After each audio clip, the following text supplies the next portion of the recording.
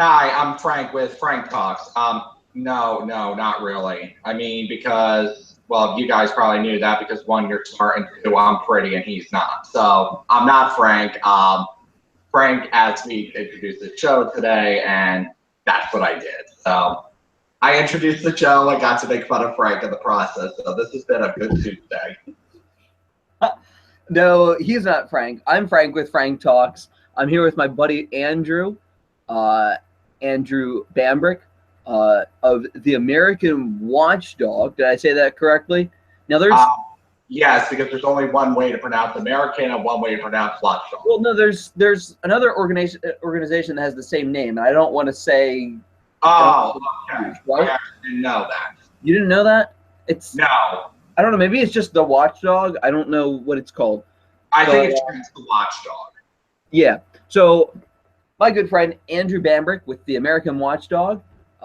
Andrew is an old friend of mine. I've known Andrew since he was always taller than me, but I've known him since he was very, very young. And Andrew is now a student at the second most conservative college in America, in terms of money sent to the Republican Party. Did you know that? Did I tell you about that? No.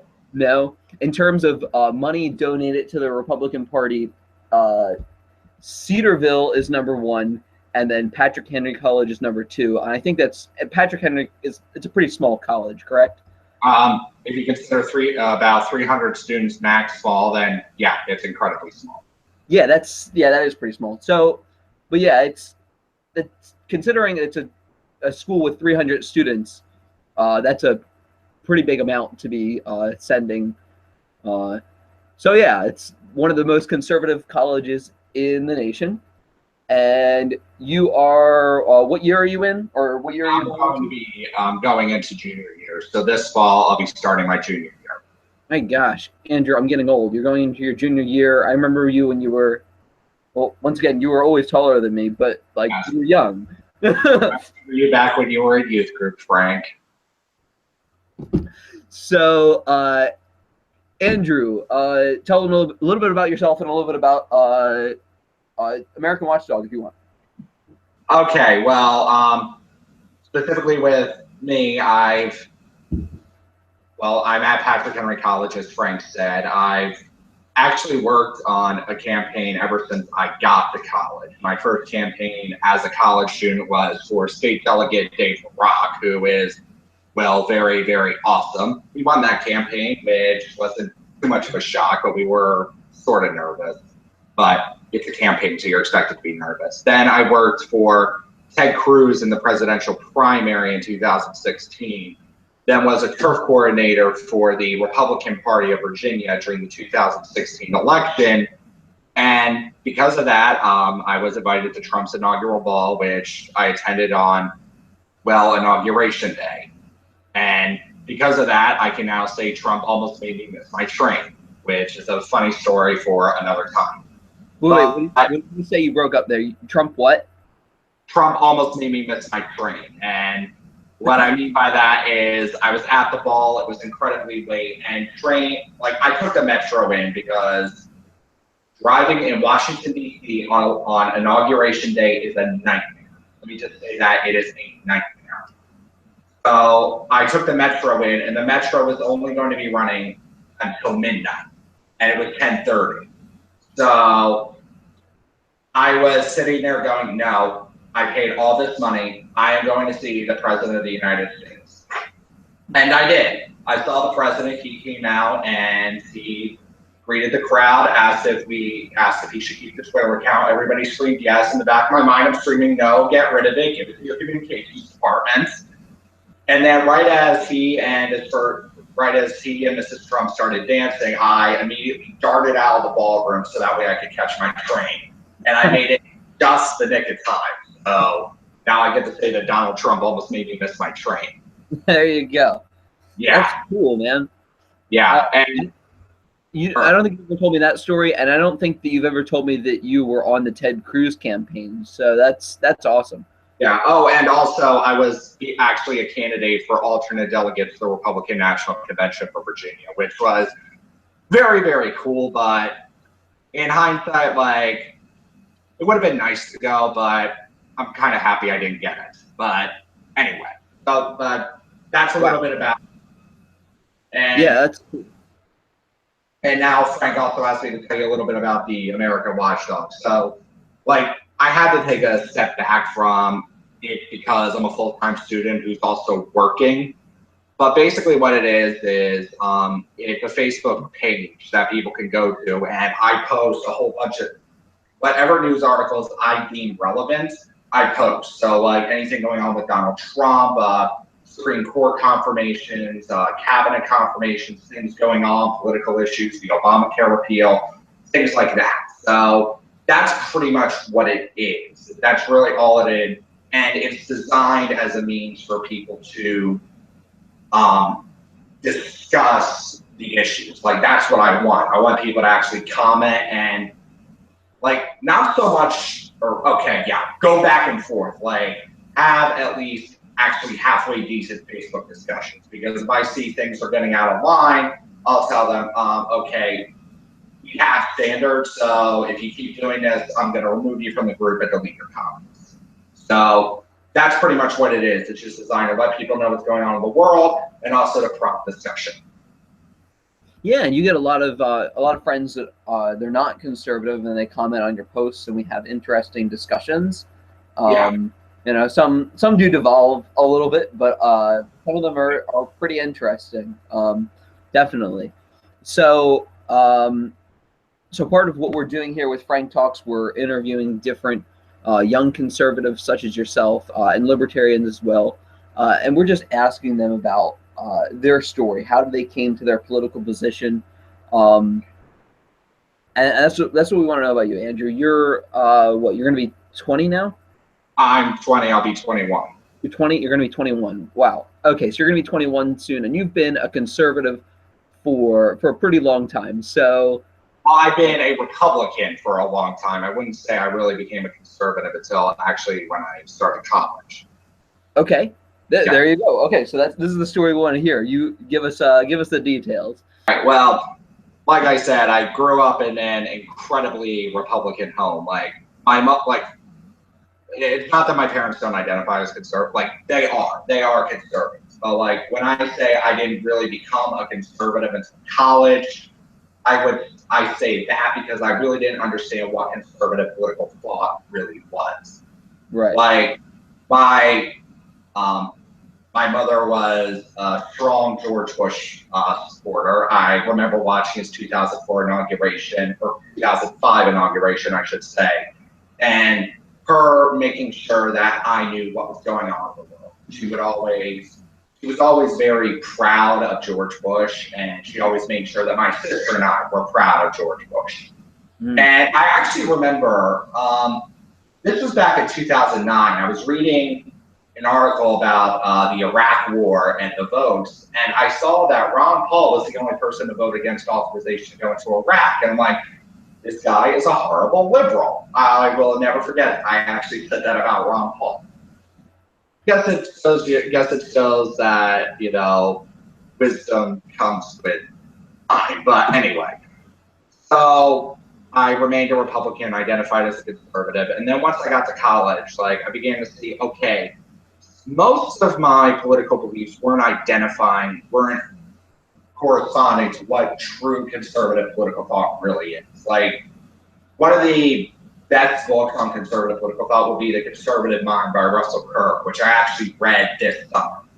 And he talks about like 10 basic planks of conservative political thought that you see. So like one of them is the belief in an eternal moral order that all things must abide by. Like, and you see this with conservative political politicians and political thinkers throughout American history.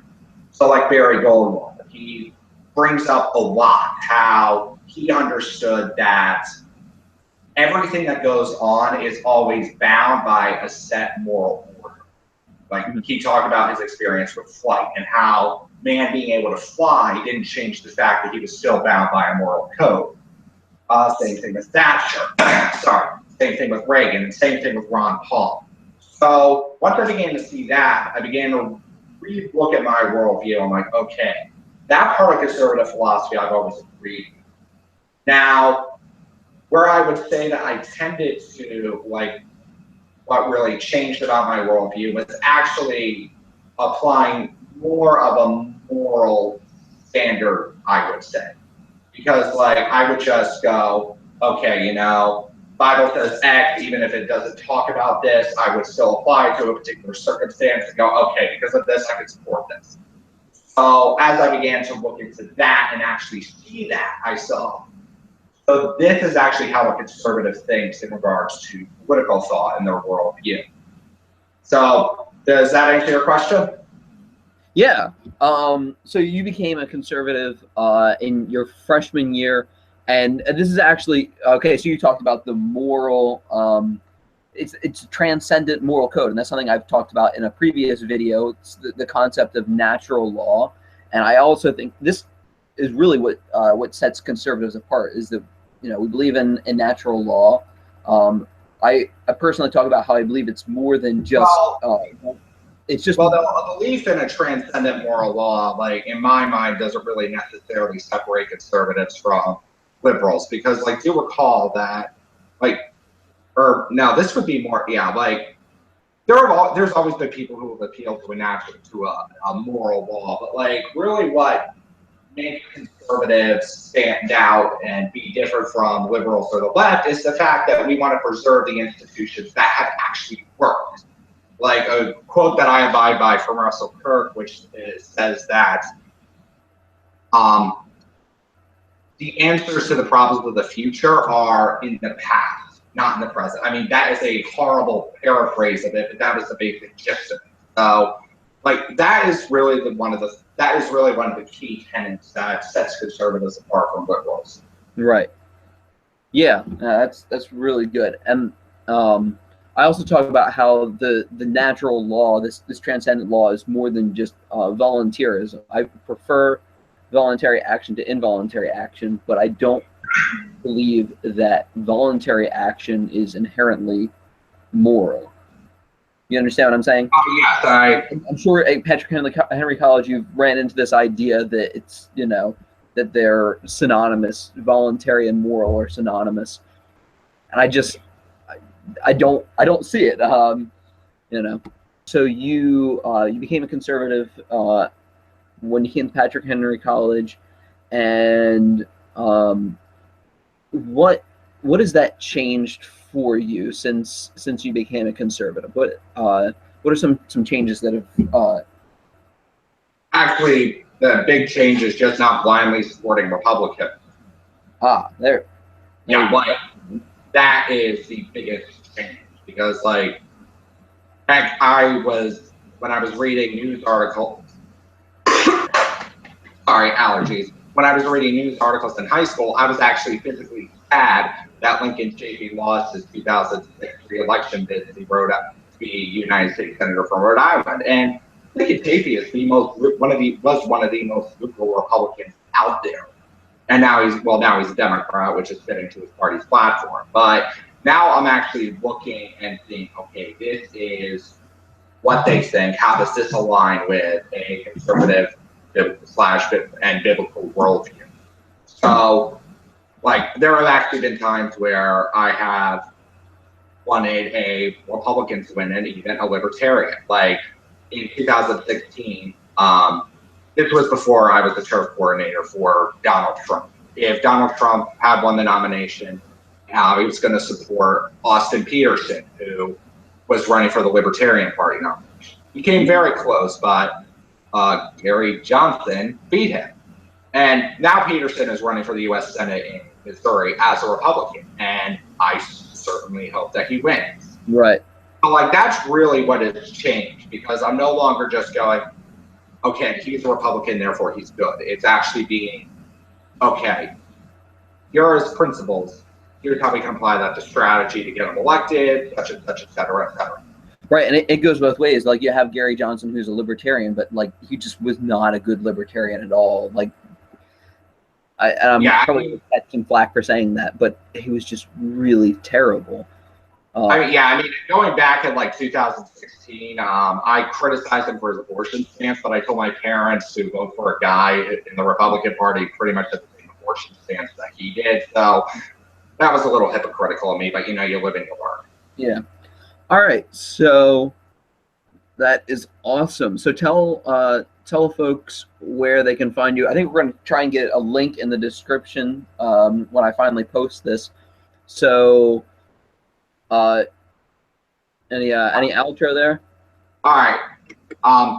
Yeah. So we're just on Facebook. Like I wanted to get it out there and bigger, but college couldn't really grow it. So if you go on to either click on the link that Frank's going to include in the description. There's actually 2 Facebook pages. There's an individual discussion group, which really isn't anything special. It was just the first thing I created. Then there's also an official Facebook page. So either click on one of those 2, like us, or ask to join the group, and I'll add you to it.